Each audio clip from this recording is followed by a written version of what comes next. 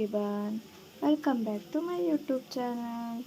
ಏನಪ್ಪ ಇವತ್ತಿನ ವಿಶೇಷ ಅಂದರೆ ಎಗ್ ರೈಸ್ ಮಾಡೋದು ಹೇಗೆ ಅಂತ ನೋಡ್ಕೊಂಡು ಮೊದಲನೇದಾಗಿ ನಾನು ಇಲ್ಲಿ 4 ಮೊಟ್ಟೆ ತೊಗೊಂಡಿದ್ದೀನಿ.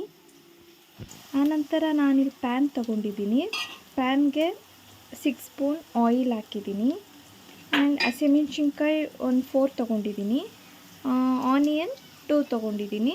ಚೆನ್ನಾಗಿ ರೋಸ್ಟ್ ಆಗಬೇಕು, ಬ್ರೌನ್ ಕಲರ್ ಆಗೋವರೆಗೂ ಚೆನ್ನಾಗಿ ಬಾಡಿಸಿ. ಓಕೆ, ಆನಂತರ ನೀವು ನೋಡ್ತಾ ಇರ್ಬೋದು, ಮೊಟ್ಟೆ ಒಡೆದು ಈ ರೀತಿ ಹಾಕಿಕೊಳ್ಳಿ. ಆನಂತರ ಈ ಥರ ಸೌತ್ ವೆಲ್ ಚೆನ್ನಾಗಿ ಗೂರಾಡ್ತಾನೆ ಇರಬೇಕು ಒಂದು 10 ಮಿನಿಟ್ಸ್.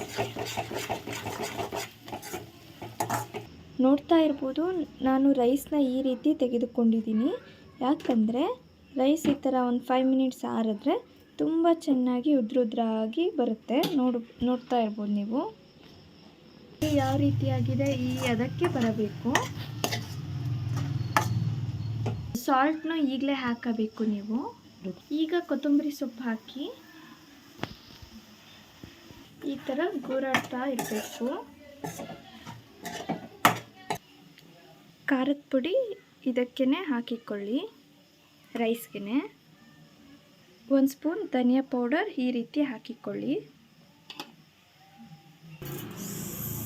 ಸಕ್ಕರೆ 1 ಸ್ಪೂನ್ ಹಾಕಿ ಸಾಕು, ಅದು ಆಪ್ಷನಲ್. ಸಕ್ಕರೆ ರೈಸ್ ಹಾಕಿ ಮಿಕ್ಸ್ ಮಾಡಬೇಕು.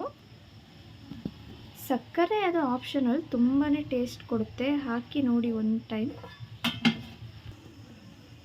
ನೋಡ್ತಾ ಇರ್ಬೋದು ನೀವು, ಈ ರೀತಿ ಮಿಕ್ಸ್ ಮಾಡ್ತಾ ಇರಬೇಕು. ನೋಡ್ತಾ ಇರ್ಬೋದು ಯಾವ ರೀತಿ ಕನ್ಸಿಸ್ಟೆಂಟ್ ಆಗಿದೆ ಅಂತ ನೋಡಿ. ತುಂಬ ಚೆನ್ನಾಗಿ ಆಗಿದೆ. ಟೇಸ್ಟ್ ನೋಡೋಣ ಬನ್ನಿ ಹೇಗಿದೆ ಅಂತ. ಫುಲ್ ಆಗಿದೆ. ಈಗ ಒಂದು ಪ್ಲೇಟ್ಗೆ ಸರ್ವ್ ಮಾಡ್ತೀನಿ, ಬನ್ನಿ ನೋಡೋಣ ಹೇಗಿದೆ ಅಂತ. ಇದು ತುಂಬಾ ಈಸಿ ರೆಸಿಪಿ ಆ್ಯಂಡ್ 5 ಮಿನಿಟ್ಸಲ್ಲಿ ಪ್ರಿಪೇರ್ ಆಗುತ್ತೆ. ಡೈಲಿ ಔಟ್ಸೈಡ್ ಫುಡ್ ತಿಂದು ಬೇಜಾರಾದಾಗ ಬ್ಯಾಚುಲರ್ಸ್ಗೆ ತುಂಬಾ ಈಸಿ. 5 ಮಿನಿಟ್ಸಲ್ಲಿ ಪ್ರಿಪೇರ್ ಮಾಡ್ಕೋಬೋದು. ಬನ್ನಿ ಸರ್ವ್ ಮಾಡ್ತೀನಿ. ಈ ರೀತಿ ಸರ್ವ್ ಮಾಡ್ಕೋಬೇಕು ಅಂತ ಇರ್ಬೋದು. ನಾನು ಪ್ಲೇಟಿನಲ್ಲಿ ಸರ್ವ್ ಮಾಡ್ಕೊಂಡಿದ್ದೀನಿ. ಬನ್ನಿ ಟೇಸ್ಟ್ ಹೇಗಿದೆ ಅಂತ ಹೇಳ್ತೀನಿ.